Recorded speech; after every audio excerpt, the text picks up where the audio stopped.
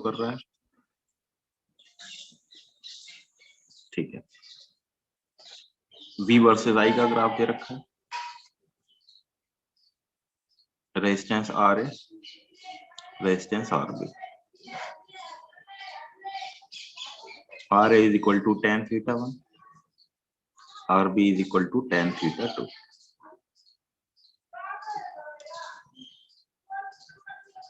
theta 2, RB greater than RA।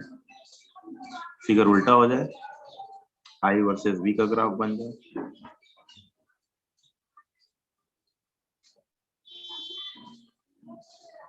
One by tan theta,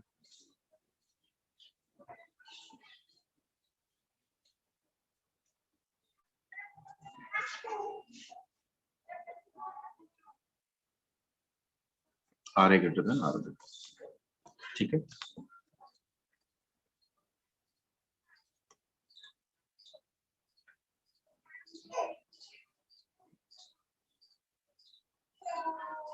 variable resistance दे रखा है,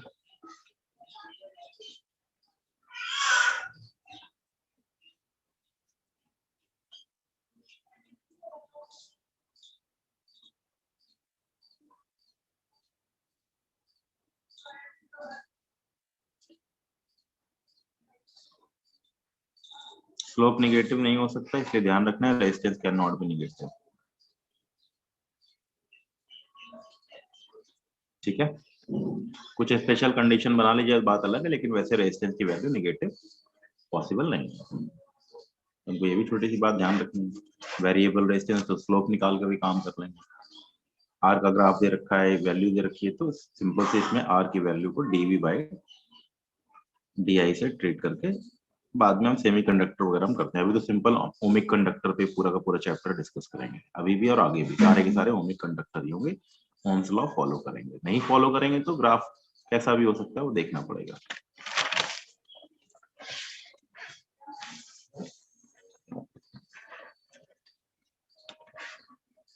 variable resistance वो integrate करके करने वाला, पहले वो सीरीज पैरेलल कर लेंगे, तब उसके बाद आराम से वेरिएबल रेजिस्टेंस कर लेंगे, जैसे कैपेसिटेंस निकाला था। Temperature dependency,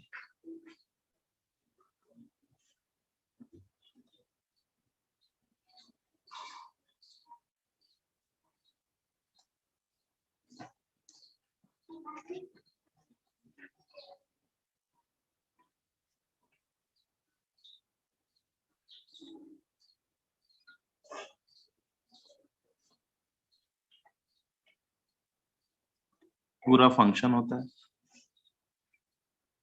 for small temperature change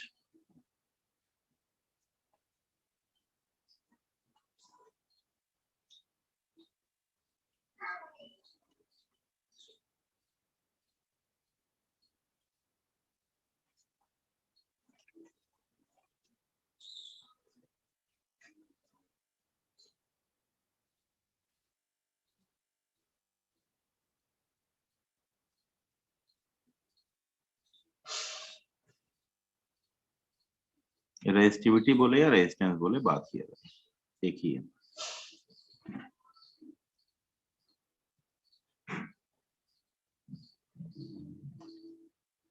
length of proportionality ज्यादा नहीं है, तो R T is equal to R nought 1 plus alpha T,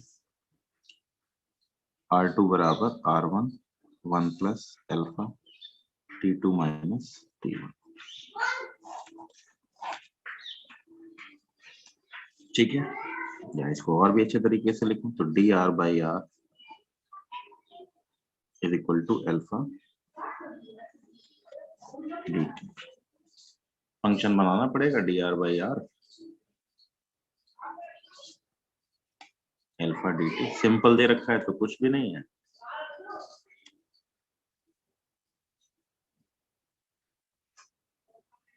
तो बेसिकली यही फॉर्मूला यूज करते रहेंगे, लेकिन कभी अगर if alpha is not constant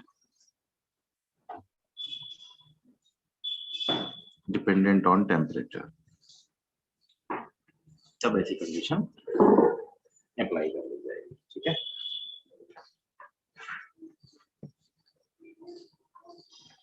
जैसे एग्जांपल देखते हैं, alpha is equal to 10 to power -4 ohm per kelvin लिखेंगे, पर केल्विन।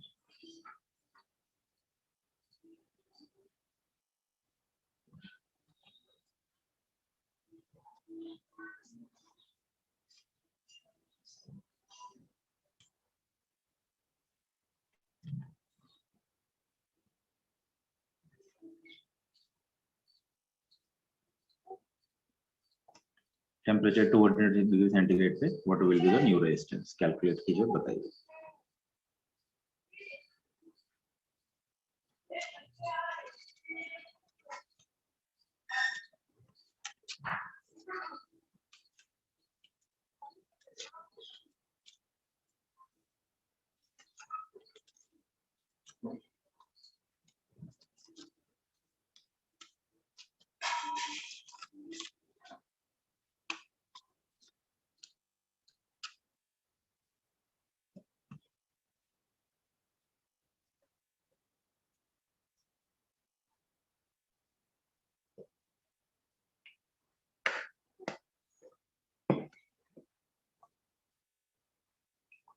ठीक है, आसान सा है, बताइए। ये बेसिक गेम है, एक टेम्परेचर डिपेंडेंसी का याद रखना है आपको।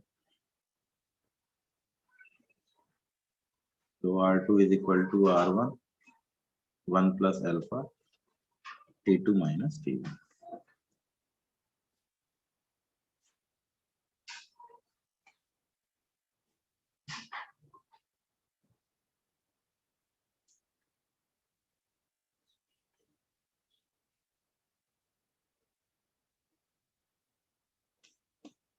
एक 101 है, ठीक है, सिंपल सा क्वेश्चन, फंक्शन दे दे।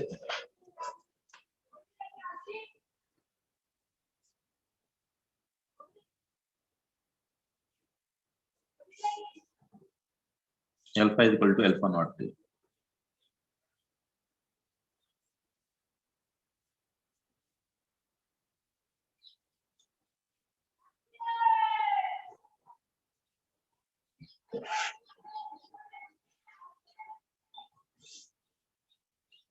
कैसे करोगे?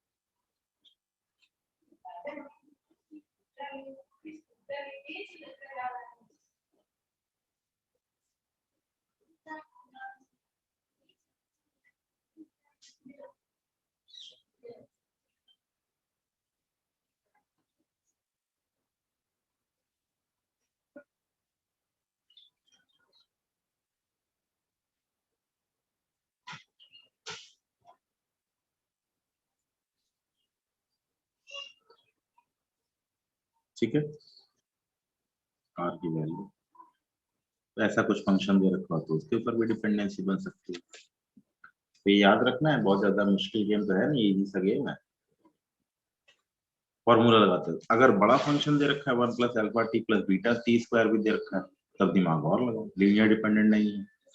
रो का वैल्यू अगर अल्फा की वैल्यू के हिसाब से बीटा भी दे दे तो फंक्शन बनाना पड़ेगा पूरा alpha T plus beta T square, तब टी स्मॉल नहीं होगा, तब उस केस में ये फॉर्मूला भी लग जाएगा 1 plus alpha T plus beta T square. Generally ये यूज नहीं करेगा, लेकिन क्या पता पूछ ले तो डरना नहीं कि 1 प्लस अल्फा टी नहीं होता, एक्चुअली जनरल फंक्शन ये होता है 1 plus alpha T plus beta T square plus gamma T cube temperature dependence.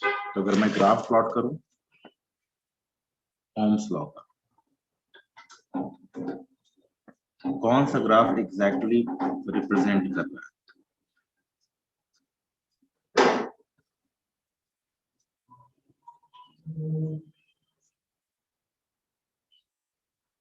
One two three V versus I का ग्राफ दे रखा है, कौन सा ग्राफ आइडियली आपके हिसाब से सही होना चाहिए?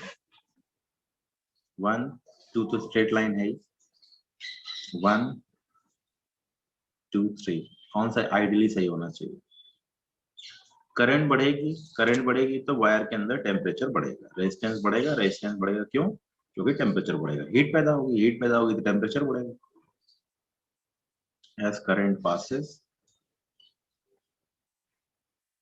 Temperature increases. तो ग्राफ थोड़ा सा ऊपर की तरफ टिल्टेड होता है, स्ट्रेट लाइन से। R increases, so first graph more accurate।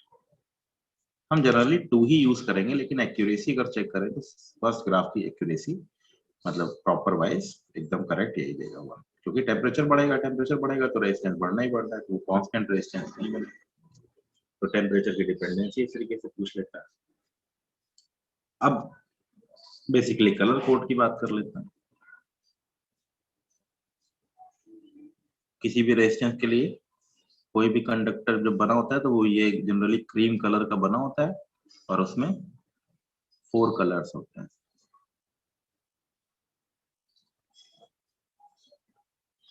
4 और 3 कलर लाइंस, ठीक है, कलर्स दिए होते हैं 1 2 3 4।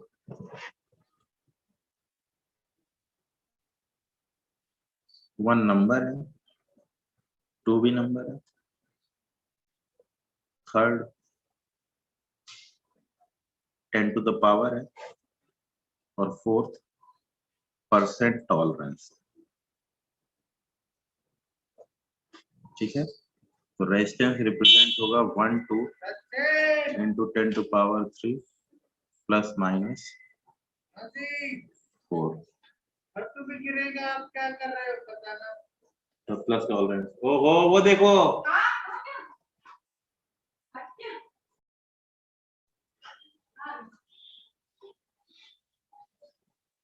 One two three four.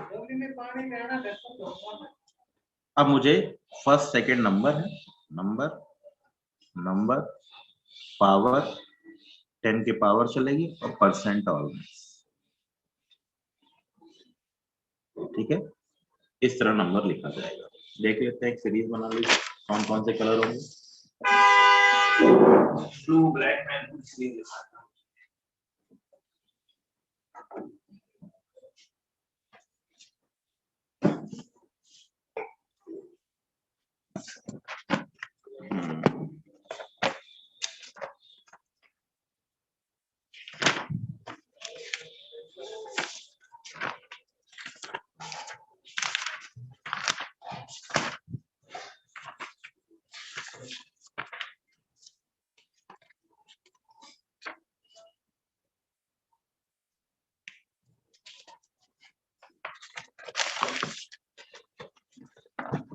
Colours के नाम है और इनका सिंबल है। Number, power, tolerance.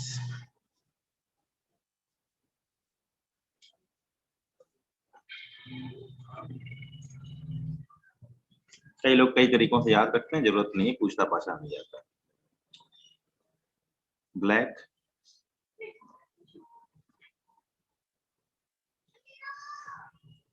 Brown, red, orange, yellow green blue, yellow green blue, violet grey,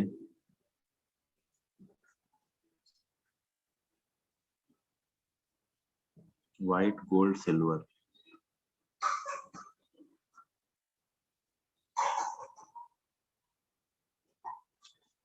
black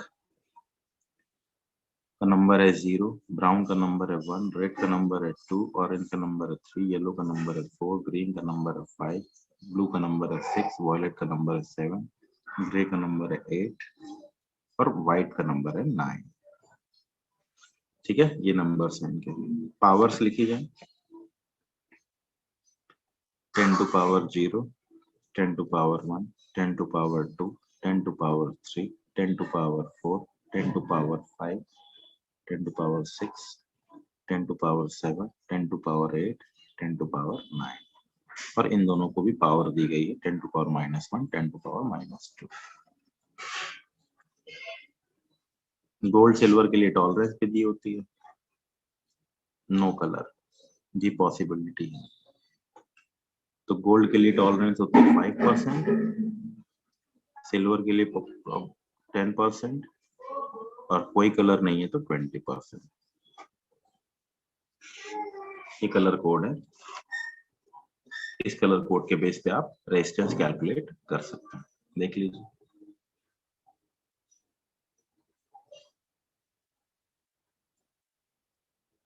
ठीक है, देख लीजिए।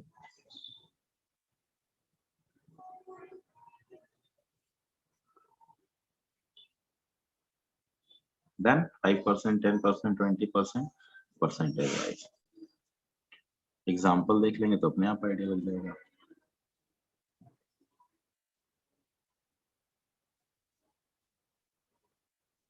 टॉलरेंस नहीं हो, परसेंट लिखते हो, तीन ही कलर होते हैं, आखिरी कलर यही तीन हो सकते हैं, या तो गोल्ड होगा या सिल्वर होगा या नो कलर होगा। परसेंट कितने परसेंट का वेरिएशन पॉसिबल है। ये रेड है, ये ब्लू है, ये है ले लेते हैं ब्राउन, और ये ले लेते हैं गोल्ड। तो रेड का नंबर है 2, ब्लू का नंबर है 6, 2 6, ये दोनों नंबर्स हैं, इनटू ब्राउन पावर है 10 टू पावर 1, गोल्ड टॉलरेंस है ±5%, मतलब कितने परसेंट का वेरिएशन, यानी 260 ±5% रेजिस्टेंस की वैल्यू है। ठीक है, ओम लिख दिया।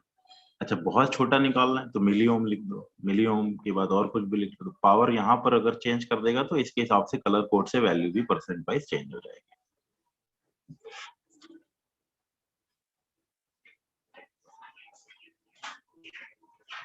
तीन ही कलर दिए हैं,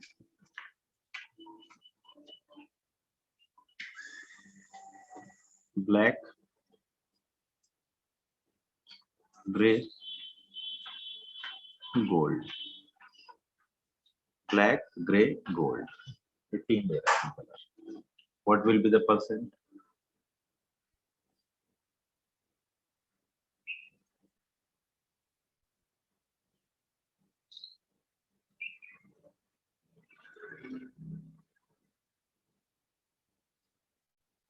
ब्लैक, ग्रे, गोल्ड।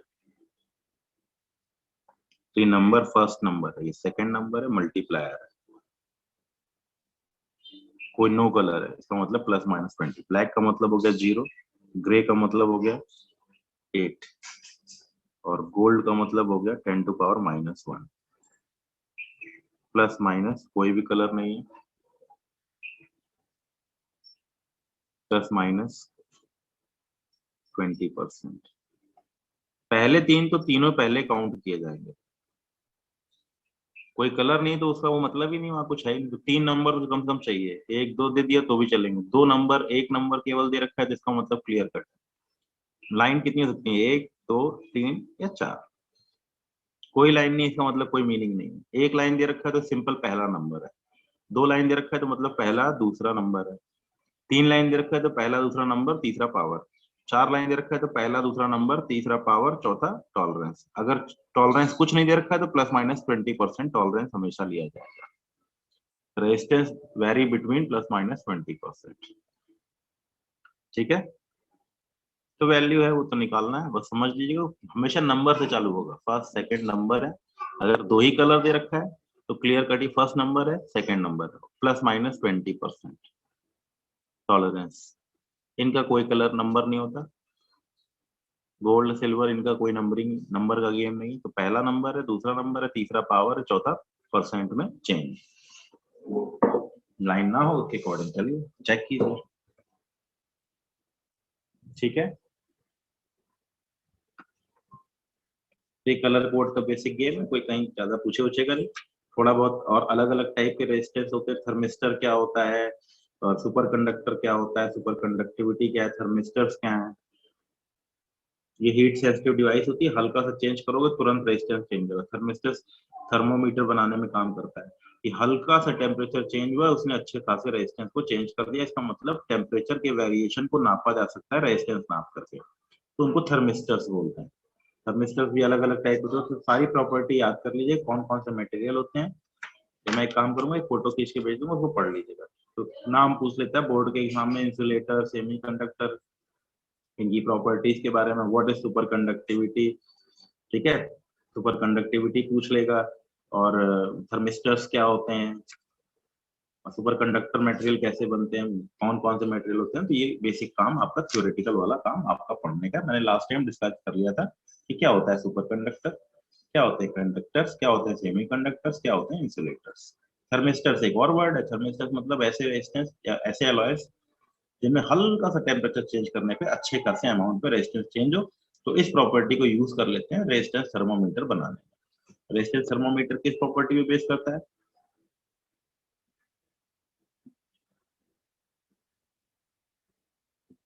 नापता है R minus R1 upon R2 minus R1 is equal to T minus T1 upon T2 minus T1।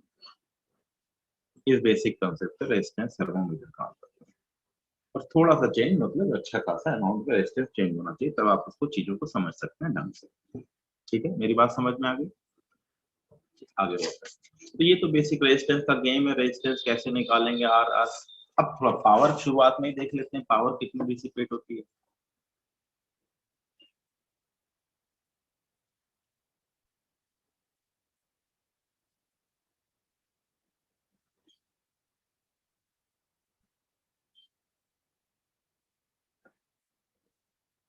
Power dissipated during flow of current, जब करंट फ्लो करेगी तो पावर डिसिपेटेड का game आएगा।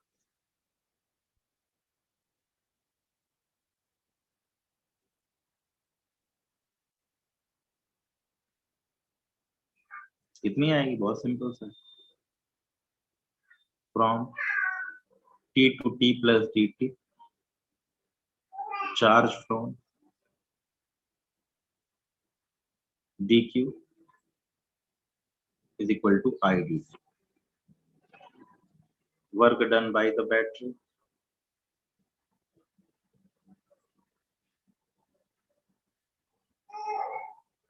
इस interval में, D W बराबर D Q, और जितना वोल्टेज होता है V I D W. Power delivered, ये पूरी वेस्ट जाएगी, इसमें तो कुछ स्टोर होना ही नहीं, all wasted in form of heat, D W by D T, that is V I. तो पावर है वी आई या आई स्क्वायर आर या वी स्क्वायर बाई आर। काफी काम की चीज है, काफी इस पे क्वेश्चन वोश्चन लास्ट में करेंगे। In series I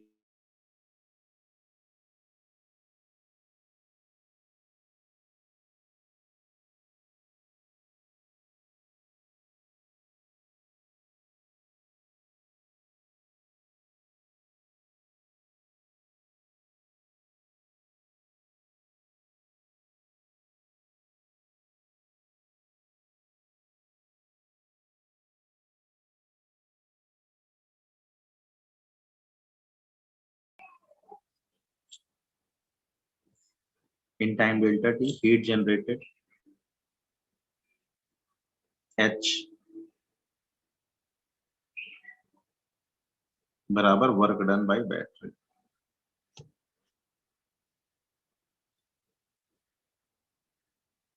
power into delta T, सीधे लिख दिया वी आई डेल्टा टी।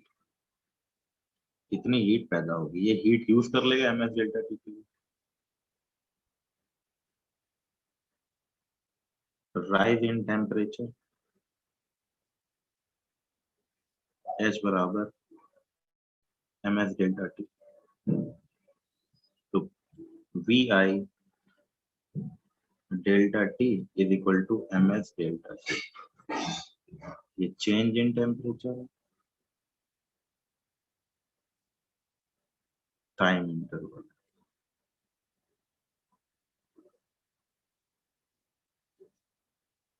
तो अक्सर ये चीज पूछ लेता है, यूज कर लेता है, तो इस वाले पॉइंट को भी याद रखना है। तो किसी भी रेजिस्टेंस के अंदर कितनी पावर डिलीवर्ड होगी, कितनी पावर डिसिपेट होगी पर सेकंड, कितनी हीट डेवलप करेगी, वो रेट हमारे पास सामने है। P is equal to V I square R या वी स्क्वायर बाई आर, कौन सा यूज करेंगे वो बात की बात है। तो सर्किट सीखेंगे धीरे धीरे। अभी जानकारी है, हमको बीच बीच में यूज करने के लिए पूछ लेगा कि कितने सर्किट पावर ड्रॉ कर रही है, या किसी उसमें कितनी हीट पैदा हुई, कितना टेम्परेचर बढ़ गया।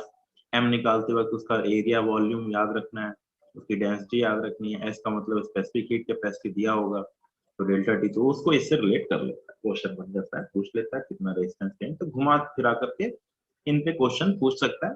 पूछा नहीं जाता क्योंकि आसान सी चीज है, इसको यूज करेगा पावर। पावर कोई बल्ब बल्ब की प्रॉब्लम लगा लेगा, कौन ज्यादा कौन डिमिनिश करेगा, कौन ज्यादा ग्लो करेगा, कौन जल्दी बुझ जाएगा या कौन जल्दी जल जाएगा, कैपेसिटर जोड़ दें, रेजिस्टेंस जोड़ दें, तो क्या होने वाला है। तो बेसिकली दिमाग ये लगाना है कि power delivered is nothing but per second delivered power per second doing work per second heat developed in a circuit, and that is proportional to v i i square v square by r dependent। कौन सी quantity constant है, कोई कहेगा power is proportional to R, जिसका resistance ज्यादा है उसमें power कम होगी, जिसका रेजिस्टेंस कम होगा उसमें पावर ज्यादा होगी।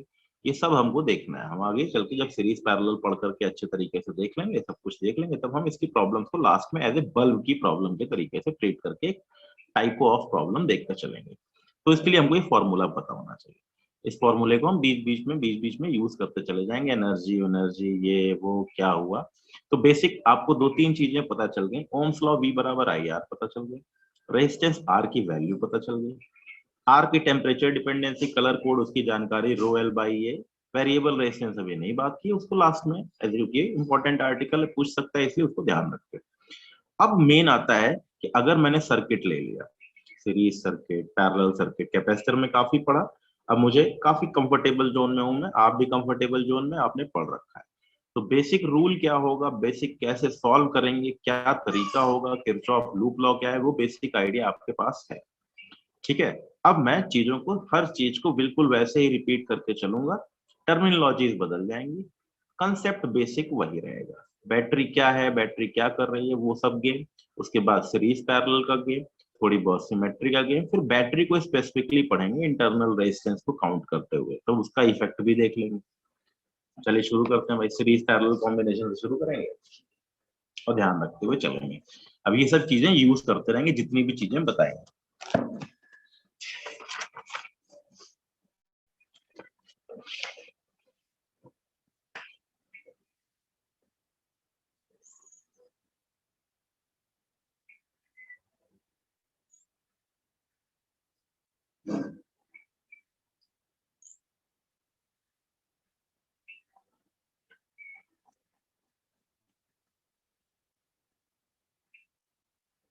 Current distribution,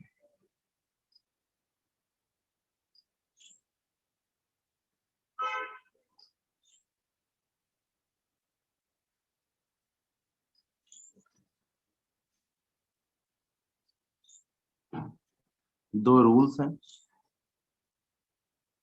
Kirchhoff junction law, लिखने के लिए आता है इसलिए इसको एज ए बोर्ड के आर्टिकल के तरीके से नोट करते हुए चलेंगे। कहता है किसी भी जंक्शन पे जहां पर कई सारी करंट्स आ रही हो और जा रही हो,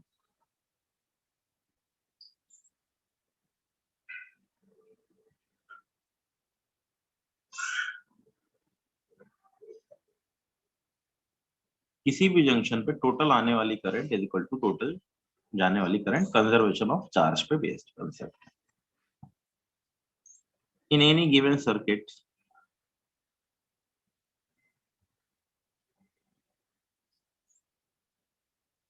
at any junction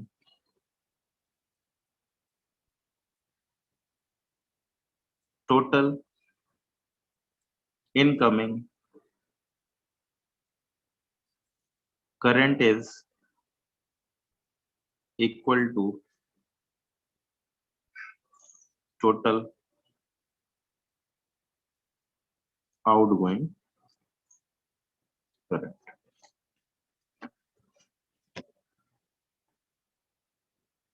Conservation of charge पे based.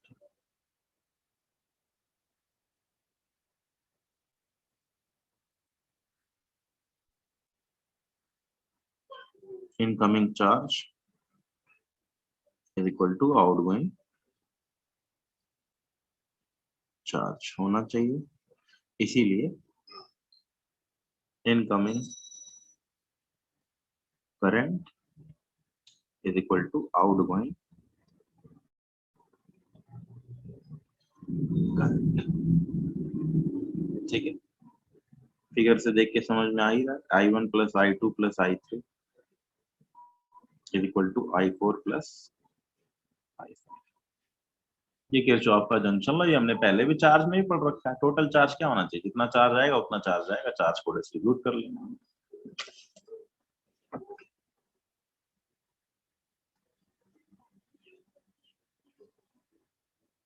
Flow current I from battery, फिर क्या करो, distribute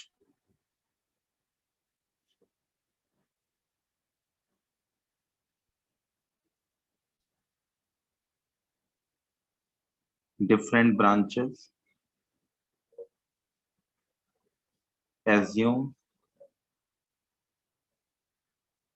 suitable variables I, I1, I2 and so on, जो हमने पहले मान लिया।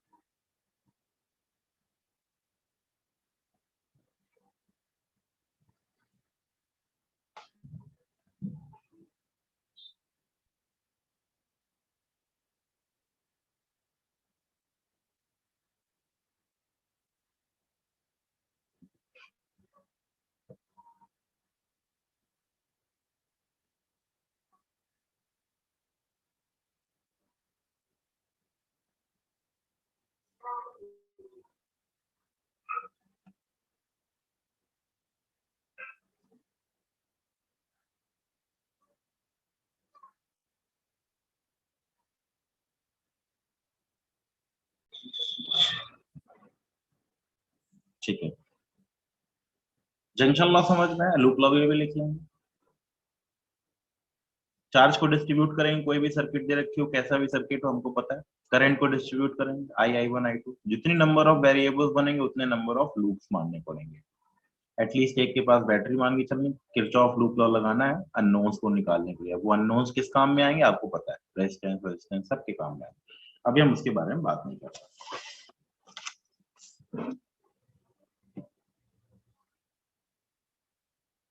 किरचॉफ लूप लॉ क्या कहता है,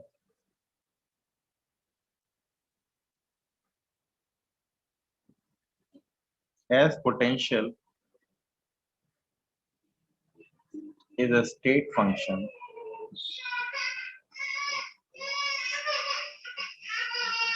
so net potential drop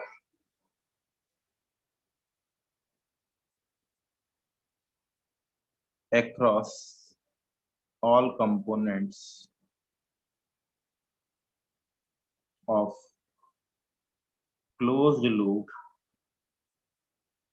is 0.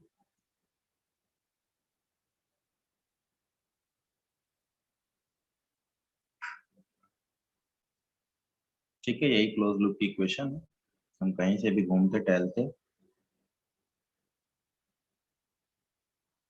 ए से बी जाएं, बी से सी जाएं, सी से डी जाएं, डी से ई जाएं, तमाम रास्तों से गुजरते हुए हम वापस वहीं पहुंच जाएं।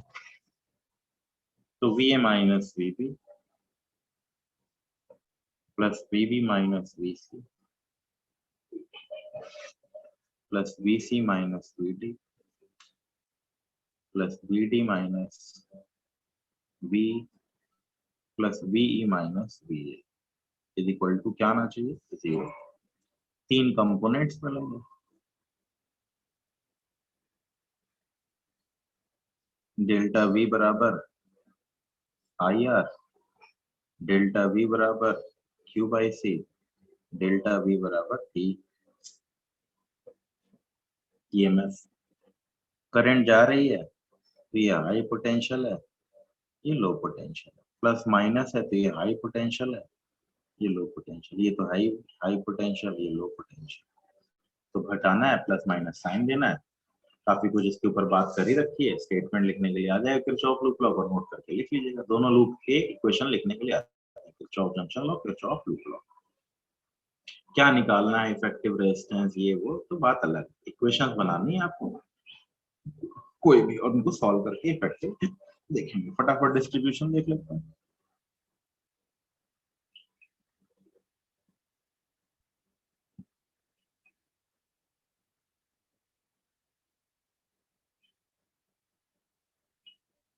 फिर बाद में इफेक्टिव रेजिस्टेंस निकालेंगे।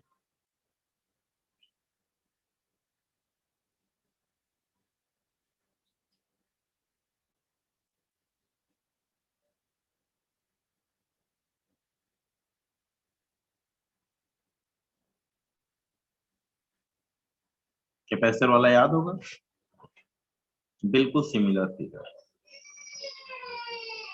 जिसे आपको अब आइडिया रख गया। कैपेसिटर में खूब सीखा हम लोगों ने। अब हम रेजिस्टेंस की बात करने वाले। ये याद रखिएगा, जो कैपेसिटेंस का रेजिस्टेंस आता था उसका उल्टा आएगा रेजिस्टेंस का, अगर सर्किट सेम है। इनके नाम लिख लेते हैं, चलिए अभी फिलहाल के लिए। 1 ओम, 2 ओम, 3 ओम, 4 ओम, 5 ओम। V वोल्ट की बैटरी। अभी कुछ सॉल्व वॉल्व नहीं कर रहे, बस इक्वेशन इक्वेशन लिख रहे हैं। 2-3 इक्वेशन लिख लेते हैं, फिर आगे बढ़ जाएंगे। कर लीजिए डिस्ट्रीब्यूट और निकाल लीजिए फटाफट बैटरी।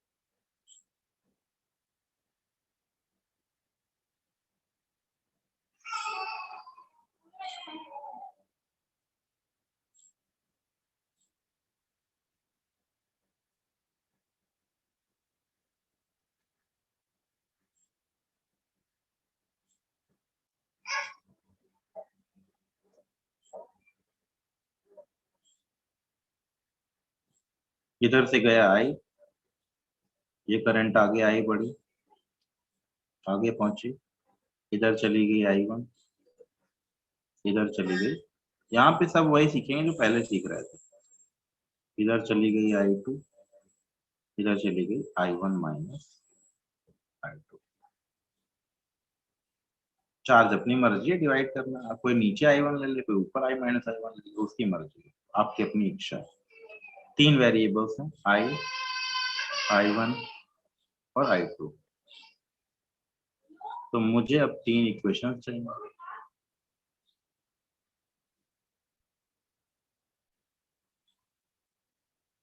अब यहाँ बना दिया। चलिए मैं इक्वेशन यहाँ लिख देता हूँ, ठीक है। पहले वाले इक्वेशन, फर्स्ट माइनस सेकेंड।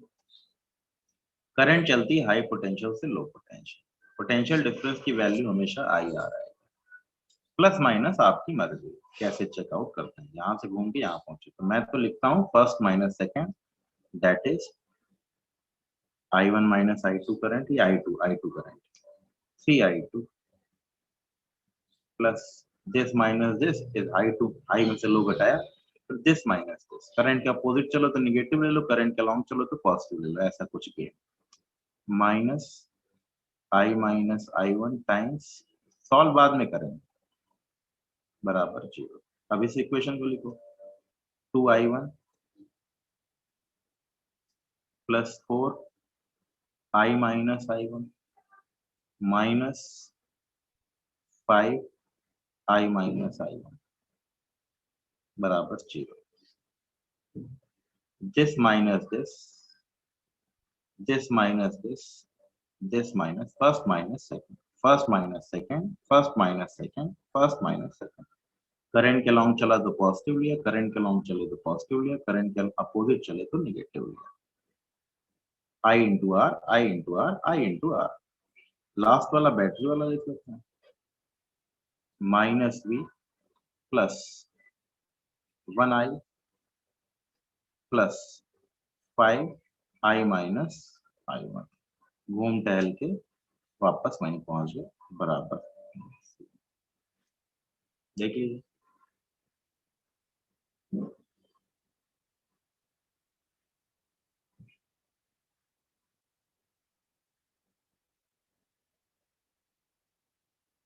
एक और डिस्ट्रीब्यूट कर लेते हैं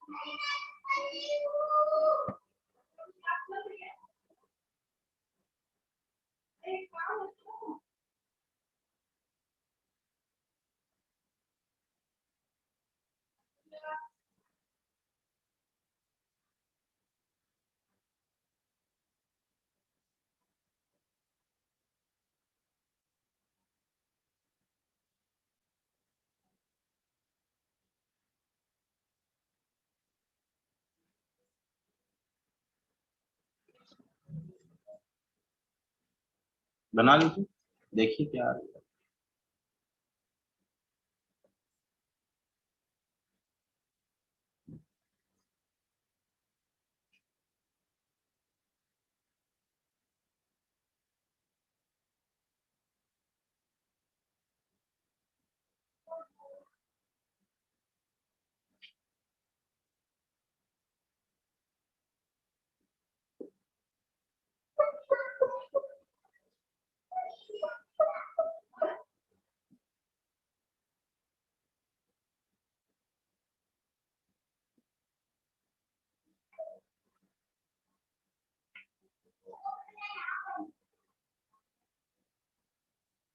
देख लीजिए करंट आई जाएगी आगे पहुंचेंगे तीन रास्ते बताएंगे इधर भेजूंगा I1 इधर भेजूंगा I2 इधर भेजूंगा I minus I1 minus I2 I1 current आगे बढ़ेगी फिर आगे पहुंचे फिर branches dividing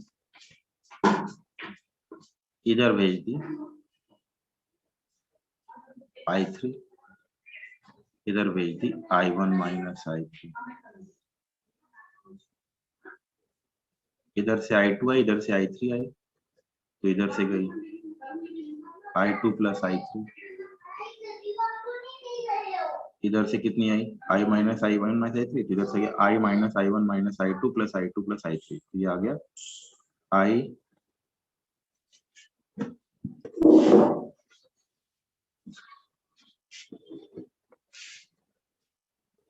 minus I1 plus I3 इधर से गई I ठीक है कुल मिला के I1 I2 और I3 चार वेरिएबल्स हैं 4 वेरिएबल्स ठीक है equations this first, this one is second, this one is third, और लास्ट एक लूप बड़ा वाला। सभी लोग ध्यान से देखिएगा, मैं इक्वेशन दोबारा लिखने जा रहा हूँ। अपने आप भी लिख लेना चाहिए और आपको अपने हिसाब से तो लिखनी चाहिए ही चाहिए। वेरिएबल आप अपनी मर्जी से डिवाइड कर लीजिए, किसी भी डायरेक्शन में कुछ भी ले लीजिए, I1 I2 जो आपकी मर्जी हो, वो आप पे डिपेंडेंट है। लेकिन मुद्दे की बात तो केवल एक ही है कि आपको ध्यान रखना है कि लिखते वक्त गलतियां ना होने पाए। काफी प्रैक्टिस की थी हम लोगों ने उधर, तो फिर से शुरू करते हैं, यहां से शुरू कर रहा हूं। Plus 4I1 minus I3,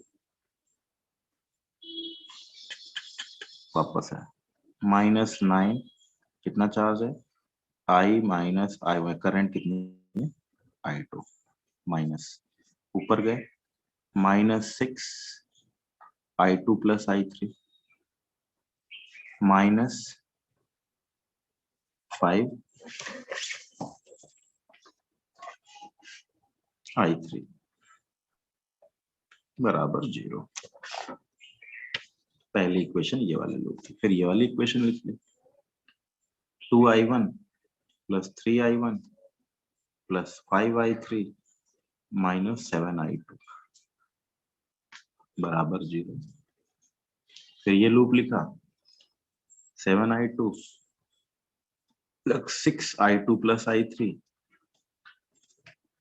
minus 8I minus I1 minus I2, घूम के पहुंच गए बराबर 0। इस लूप को ले लिया, -b plus 1I plus 8I minus I1 minus I2 plus 9I minus I1 plus I2 plus 10I बराबर 0। First equation, second equation, third equation, fourth equation. जब पूछे पाछेगा तो कर लेंगे। अब तो पता ही है सीरीज पैरेलल लगा कर सकते हैं, सिमेट्री भी आ ही गई है लगभग लगभग। तो अब धीरे धीरे चीजों को कॉम्प्लेक्स नहीं करेंगे, जहां जरूरत पड़ेगी वहीं किरचॉफ लूप लॉ लगाएंगे। तो कुछ प्रैक्टिस करते हैं, इसमें इफेक्टिव रेजिस्टेंस वाली 2-3 प्रॉब्लम कर लेते हैं जल्दी से। आज का भी टाइम है, अभी है 10 मिनट का टाइम। इफेक्टिव रेजिस्टेंस, ये एक तरीके से रिवीजन है, जिन्होंने कैपेसिटेंस पे नहीं किया था, बिल्कुल सिमिलर गेम है। Resistance between 2 points A and B.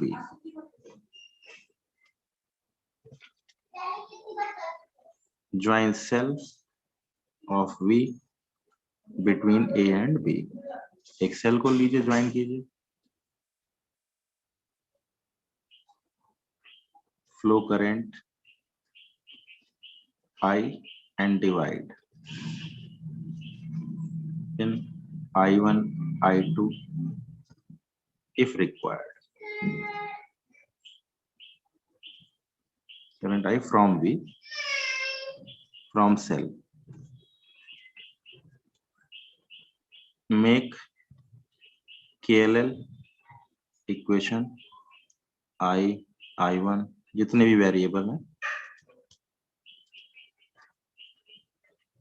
solve for R effective, that is V by I. Solve for R effective, that is V by I. ये निकालना है, ठीक है। शुरू करते हैं, देखो अपने आप आइडिया लग जाएगा। आसान से शुरू कर लेते हैं।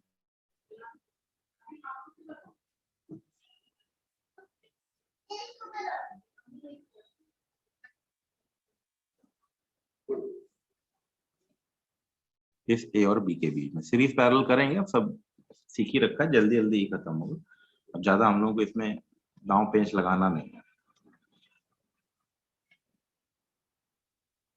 3 ओम, 6 ओम और ये हो गया 1 ओम। लॉजिकल पता है, 3 6 2 1 3 बनने वाला है, तो प्रूफ कर लेना। निकालिए, बताइए। किरचॉफ लूप लॉ से करना है जल्दी से। सब वही रिपीटेड है, जैसे कैपेसिटर में था, एग्जैक्टली रिपीट करते हुए आगे चल रहा है।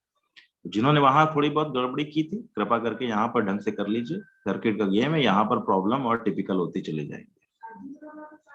यहाँ पर अब प्रॉब्लम जो करेंगे वो अच्छे अच्छे लेवल की बहुत सारी चीजें एक्स्ट्रा जो कैपेसिटर में छूट गई थी या छोड़ रखी थी उनको अब इधर इंक्लूड करेंगे। और जब कॉम्बिनेशन आ जाएगा सी आर एल आर का तो प्रॉब्लम और भी अच्छी हो ही जाएगी। यहाँ बैटरियों का गेम चालू हो जाता है, इंटरनल रेजिस्टेंस और ये सब भी गेम चालू हो जाता है। तो इसलिए पहले सिंपल वाली बैटरी, पता है ये वी वोल्ट इसीलिए बोला जा रहा है, इसको ईएमएफ नहीं बोल करके वी वोल्टेज बोला जा रहा है। जल्दी सॉल्व कर लीजिए, वैल्यू निकाल लीजिए।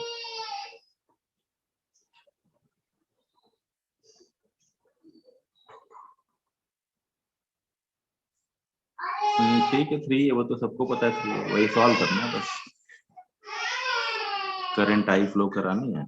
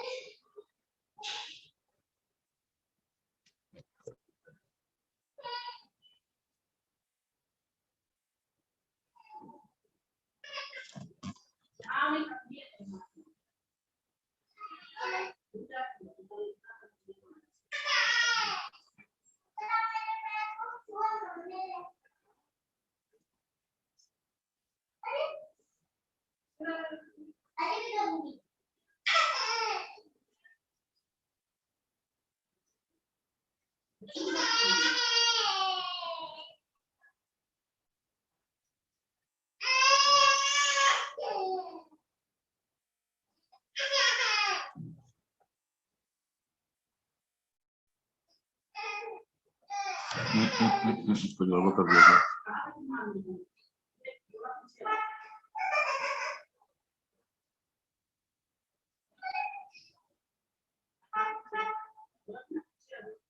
I1 बराबर 2/3 I1, ठीक है,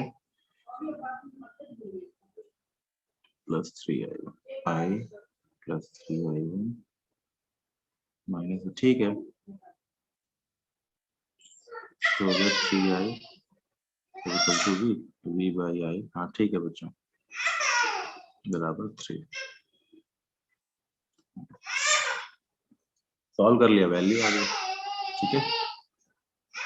एग्जाम अब आसान आसान पूछ के कोई क्यों शर्मिंदा किया है आप लोगों को।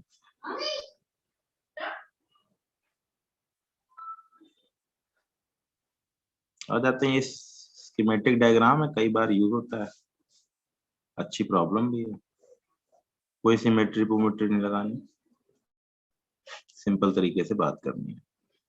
1 2 3 4 1, इसके बीच में निकालना है, सॉल्व कीजिए। 1 2 3 4 1, कोई सिमेट्री नहीं लगानी। वैसे दूंगा ही नहीं जिसमें सिमेट्री लगे, सिमेट्री वाली सिमेट्री। अब नॉन सिमेट्रिकल प्रॉब्लम ही दूंगा जिसमें दिक्कत है।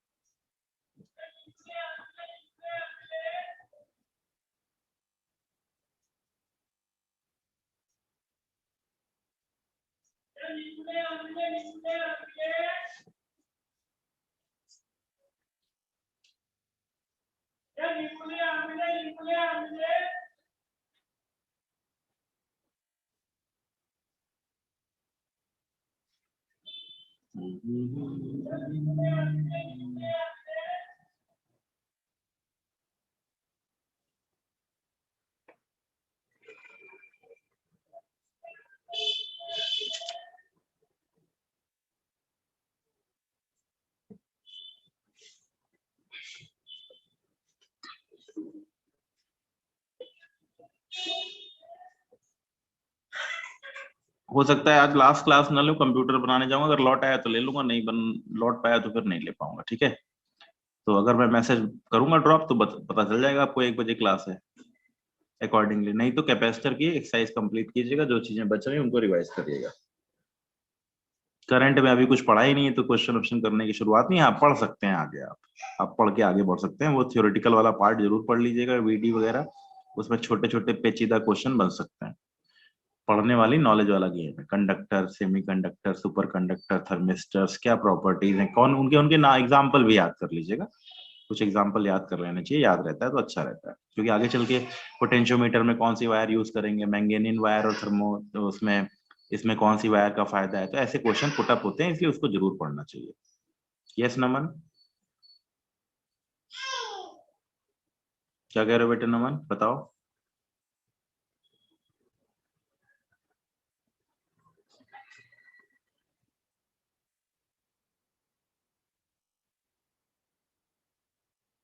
काफी देर हो गई, एक्सक्यूज हुए, जल्दी बताओ नमन।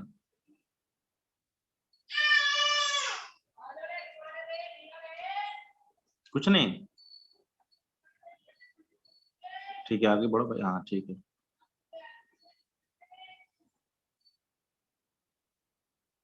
जो आपने COR कराए थे, मैं पता नहीं क्या बोल रहा, कोकोर कलर, कलर कोड पे कोई क्वेश्चन नहीं पूछेगा, ना बोर्ड पूछेगा, ना IIT पूछेगा, ना मेंस पूछेगा, ना कोई पूछेगा। Colour code are the oldest problems of the resistance, नहीं आती हैं। बस वो आपको पढ़ाना होता है, जानकारी है दी जाती है। सिंपल क्वेश्चन आ सकता है वो भी बोर्ड के अंदर कि किस क्या कलर रेजिस्टेंस होगा, ठीक है। IIT में पूछने के लिए कलर के अंदर, मतलब IIT के अंदर बहुत कुछ है, बहुत पहले आया करते थे, अब कुछ नहीं आएगा, ठीक है। नीट वीट में भी आने की संभावना नहीं है, ना नीट में है, ना ही मेंस में है, ना IIT में है, ठीक है। वो कोई चीज थोड़ी है बेटे, जानकारी है, रट लो, रटना ही तो है, उसमें कौन सा रॉकेट साइंस लग रहा है, उसका शॉर्टकट याद किया जाए। BB रॉय इज वॉचिंग फलाना, किताबों में दे रखा है। जिसको नहीं पढ़ाना होगा वो ये कलर कोड याद कराएगा, और मालूम है क्वेश्चन आना नहीं, तो कलर कोड याद करके मिलना क्या है, याद कर लो। BB रॉय, ग्रेट सिल्वर, फलाना डिमकाना, बहुत सारे किताब खोलोगे उसमें बहुत सारे ट्रिक दे रखे हैं, लेकिन जरूरत नहीं है बच्चे, कोई रिक्वायरमेंट नहीं है। जितना टाइम उसमें किल करोगे उससे बढ़िया ये वाला क्वेश्चन सॉल्व कर लो, ये काम करेगा, वो काम नहीं करेगा। आ ही गया, देखो अभी सॉल्व नहीं हुआ, आंसर आया नहीं किसी का, देख रहा हूं मैं तब से, आंसर आया नहीं। ये देखो इतना पढ़ाने के बाद इतनी स्पीड है तुम लोगों की, तभी तो तुम्हारे नंबर आते हैं अच्छे अच्छे। दलिशा का आंसर आ गया 71/34, सब लोग अपने अपने आंसर दो भाई, मैं नहीं करा रहा ये, खूब सिखा दिया मैंने कैपेसिटर में, इतनी मेहनत करा के सिखा दिया, वो तुम्हारा काम है करो, मैं तो सॉल्व कर लूंगा, अभी सॉल्व करूंगा निकालूंगा, तुम लोग मेरे ऊपर डिपेंडेंट रहते हो। कई बच्चे तो बस मेरे ऊपर ही डिपेंडेंट है, आराम से बैठे हुए हैं घर में, सर तो बताएंगे ही, पढ़ाई कर रहे हैं, पापा से बता दिया, मम्मी से बता दिया, पढ़ाई कर रहे हैं, क्वेश्चन सॉल्व नहीं करेंगे, पढ़ाई जरूर कर रहे हैं। देवेश का भी आंसर 71/34 ही आ रहा है, बढ़िया बात है। बाकी लोग क्या घास छील रहे हो घर पे, कर क्या रहे हो, मुझे समझ में नहीं आ रहा है, बाकी लोग क्या कर रहे हो भाई, वाह, केवल 2 लोगों का आंसर है, बाकी लोग इतने स्पीडी हैं। अंजलि का आंसर 71/34, ठीक है। 3 लोगों का आंसर है, देख लीजिए कितने स्पीडी बच्चे हैं, देख लीजिए आप लोग, क्या स्पीड है आप लोगों की। प्रत्युष का 70 हाँ ठीक है, मौलिक का भी 71/34, ठीक है। आदित्य का भी 71/34 है, ठीक है, अच्छी बात है। अगर मुझे सेकंड क्लास लेनी होगी तो वही 1 बजे लूंगा और मैं मैसेज कर दूंगा आपको, अदरवाइज अगर नहीं लूंगा तो अपने बैठ के तैयारी करिएगा, क्वेश्चन की प्रिपरेशन कीजिएगा ढंग से, ठीक है। आज कंप्यूटर बनवा लो, नहीं तो ये प्रॉब्लमेटिक रहेगा हमेशा के लिए। बाकी लोग क्या कर रहे हो, सॉल्व नहीं हो रहा, 5 6 7 बच्चों का छोड़ करके किसी भी बच्चे का आंसर नहीं आ रहा है, व्हाट इज गोइंग ऑन, क्या हो रहा है भाई। और आज काफी लोग बंक भी मारे हुए हैं, वंश त्यागी, उत्कर्ष चौहान, तनु लोहिया, सात्विक शेरावत, पूर्वा, प्रियांशु, प्रत्युष, प्रांजल, पूनम, नमन, मौलिक, मान्या, मनीष कुमार, लोकेश मलिक, हर्षल, देवेश, गोयल, दिवांशु, डेजी, डेजी है ठीक है, धावु कठुरिया ठीक है, आयुषु, आयुषु ठीक है, ठीक है, ठीक है, ठीक है, ठीक है, तब भी गायब है काफी। मुश्किल काम थोड़ी है, एक लूप बनाया, सब एक सिस्टमेटिक, इसको इतना स्ट्रॉन्ग कर लो ना बच्चे, कि जब लगे कि कुछ हो नहीं पा रहा ना, तो यही लगा के जल्दी सॉल्व कर लो। इसमें टाइम लगता है, इसमें कोई तो राय नहीं कि टाइम नहीं लगता है, लेकिन इतना टाइम नहीं लगता कि तुम लोगों के आंसर नहीं निकल रहा है, इतना टाइम नहीं लगता एक क्वेश्चन को सॉल्व करने में। 1 2 3 क्वेश्चन बनाई, सॉल्व किया, 2i1 माइनस i2 -4, हाँ 70 आस्था का भी आ गया, 4i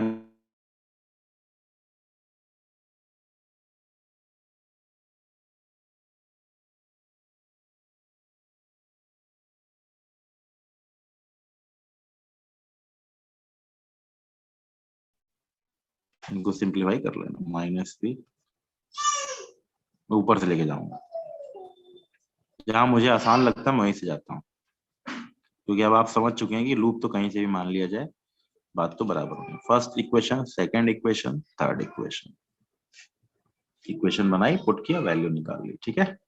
पुट करके सॉल्व कीजिए, आंसर निकाल लीजिए। v बाई आई की वैल्यू लोग बता रहे हैं सबका सही आ रहा है, जिन्होंने निकाला सबका सही आ रहा है, 71/34 ये आ रहा है आफ्टर सॉल्विंग।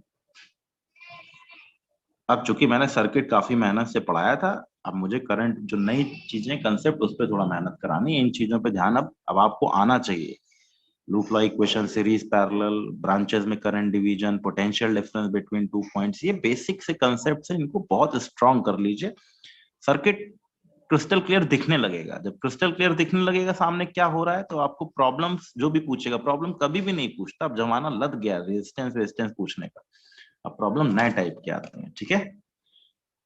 बाकी कल या आज शाम को अगर 1 बजे क्लास लूंगा तो भी ठीक है। थैंक यू बच्चों।